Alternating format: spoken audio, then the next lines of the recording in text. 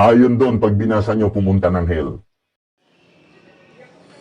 Magandang umaga sa ating lahat. Ngayon ay gagawa na naman tayo ng video reaction patungkol po sa isang kakultuhan na turo ni Anton Ramirez. Siya ay nag-claim na siya ay baptist raw, pero hindi ako papayag na mayroon kaming kasamahan na tulad nitong kakultuhan na aral. Expose naman ng mga kasamahan nating mga totoong mga baptist. Si Brother Dino Diaz, Brother James Oriensiada, at kay Pastor R.E. Puentes na explain na nila, na-refute na nila itong taong to, na-refute na ang verse na ginamit ni Anton Ramirez. So, ang atin nilang gagawin ay pasikatin si Anton Ramirez. So, ngayon, ang video ito ay nanggaling ito kay Bro James Oriensiada. So, siya ang gumawa ng video ito. So, ang atin naman ay kukunin credit to the owner, Brother James Oriensiada. Bayad sa kasalanan, si Kristo. Tanong, saan pupunta ang taong makasalanan? Saan pupunta ang kaluluwa ng taong may kasalanan? Sa langit? No!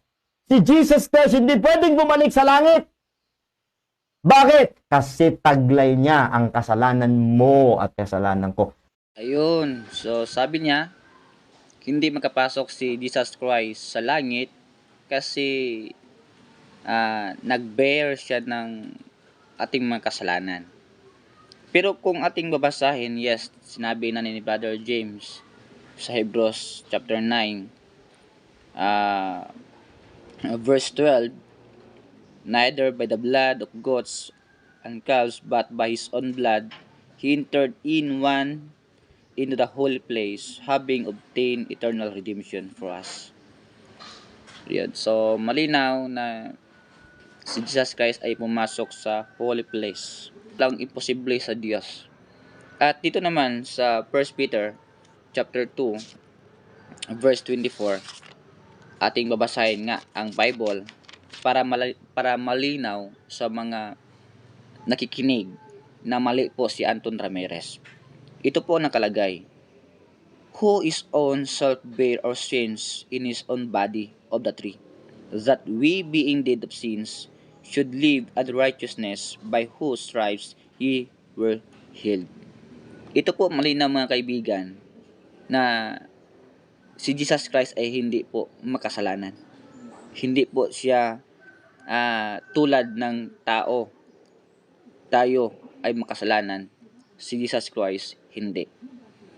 Pag may nagsasabi na si Kristo ay makasalanan, mali po yan. Kulto po yan. Kasi malinaw dito sa verse na ito, who his own self bare our sins in his own body on the tree. So si Jesus Christ ay isang righteous, walang kasalanan. Tayo naman ay makasalanan. So inako niya ang ating kasalanan. Kaya nga si Jesus Christ ay likeness of man, no, according sa Philippians, para itong katawan niya ay mapako sa cross. So siya lang ang makagawa na makawalang bisa sa ating kasalanan. Yung dugo, yung blood ni Jesus Christ according sa Hebrews chapter 9 verse 22. Saan pupunta? For the wages of sin is death. Christ must experience the second death. Sabi niya, for the wages of sin is death. Nako, sinama pa si Jesus Christ sa kamangmangan nitong taong to. Babasahin nga natin yung sabi niya sa Romans chapter 6 verse 23. For the wages of sin is death, but the gift of God is eternal life through Jesus Christ our Lord. Ayun, malinaw. Isasama mo si Jesus Christ, isa yung eternal life. At tandaan mo, Anton Ramirez, sabi ng James chapter 2 verse 26. For us, the body without the spirit is dead. So faith without works is dead also. Pag hindi ka ligtas, tiyak yung espiritu mo, patay na. So, consider yan. In order for Him to be our substitute. Complete substitute. Logic yan, Pastor, ah. Yes, both logic, hindi lahat ng logic mali. Kita ko po sa inyo, can that for us, bayad sa kasalanan.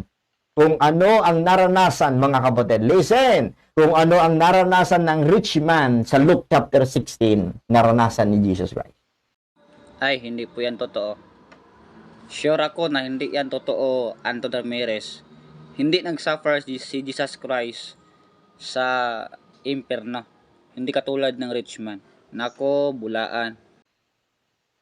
Just to be our substitute. Kailangan na-experience ng taong makasalanan, mga kapatid, kapag tayo hindi po natubos at na hindi tayo napatawad sa ating mga kasalanan, ang kaluluwa ng isang tao, kaya nga nagsusulwining tayo eh. Gusto pa nito ni Anton Ramirez na need ni Jesus Christ ng repentance. Need niya ng kaligtasan. Baluktot na aral. Or soulless death, or yung second death. Ang second death. Pero wag mong isama si Jesus Christ. Yung mga tao lang, yung mga taong hindi ligtas ang mapunta sa impyerno. Wag mong isama, Anton, si Jesus Christ. Hindi siya kasama. Kasi siya yung nabibigay ng kaligtasan. Siya yung eternal life sa Romans chapter 6 verse 23. Tapos isama mo, kalukuhan yan. Ang malinaw, mga kapatid. Natin, mga kapatid, ang sinasabi ng Bible dito po sa Matthew 12:40. Malinaw yung Bible, malinaw yung mga verses. Yung unawa mo lang ay ang problema. Ito po isang propesiya tungkol kay Jesus Christ again. Anong sabi po? For as Jonas was 3 days and 3 nights in the whale's belly, so shall the Son of Man be 3 days and 3 nights in the heart of the earth. Alam niyo ho ba, mga kapatid, pag binasa niyo ang Book of Jonah, nabanggit yung hell doon. At sinabi po ni Jonah na siya po ay nasa hell. Ang katawan ni Jonah, mga kapatid, ay nandun sa whale's belly. Ha? Pero ang kanyang soul, Ayon doon, pag binasa nyo, pumunta ng hell. Namumulot ng talata si Anton Ramirez. Babasahin natin ang Matthew chapter 12 verse 40. For as Jonas was 3 days and 3 nights in the whale's belly, so shall the Son of Man be 3 days and 3 nights in the heart of the earth. So, malinaw, mga kaibigan, na ito ay nakapunta, no? So, nakapunta siya sa heart of the earth. And ang ginamit niya dito ay ang allegory ni Jonah. Pero tandaan natin, mga kaibigan, si Jesus Christ ay hindi katulad ni Jonah. Si Jonah lang ang nakapunta sa impyerno, pero si Jesus Christ ay hindi. No? So, mali po ka Anton Ramirez. at yun ang pattern, yun Oops. Hindi po pattern yan.